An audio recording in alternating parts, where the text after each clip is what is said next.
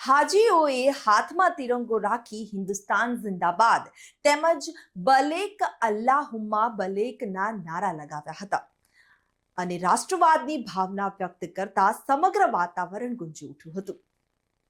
ભારતમાં સંવિધાન, ન્યાય, સદભાવના કાયમ રહે, ગુજરાત દેશનું નંબર 1 રાજ્ય અને મહાન ભારત દેશ વિશ્વની મહાસત્તા સ્થાપિત થાય તેવી દુઆ કરવા હાજીઓને વિનંતી કરી હતી.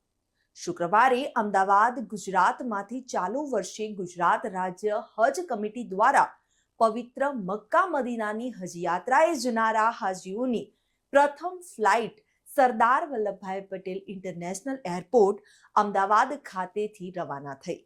તે પ્રસંગે ધારાસભ્ય ઇમરાન ખેડાવાલા અને પૂર્વ ધારાસભ્ય ગ્યાસુદ્દીન શેખે હાજીઓને ફૂલોના ગુલદસ્તા આપી તેમનું સ્વાગત કર્યું હતું અને દુઆની દરખ્વાસ્ત સાથે તમામ હાજીઓનું સન્માન કર્યું હતું.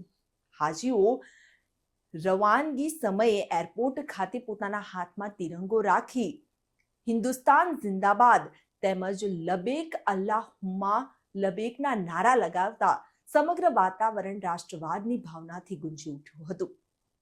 અલ્લાહ રબ્બુલ ઇજ્જતની બારગાહના અને બંને જહાના સરદાર પ્યારા નબી હઝરત મોહમ્મદના દરબારમાં ખાસ દુઆ કરવાની ગુજારિશ કરી કે અમારા વતને આઝીઝ હિન્દુસ્તાનમાં સંવિધાન, ન્યાય, સદભાવના કાયમ રહે, ગુજરાત દેશનું નંબર 1 રાજ્ય બની રહે, માનવતા, સદભાવના મજબૂત બને તેમજ અમનો અમાન, ભાઈચારાનું વાતાવરણ જળવાઈ રહે.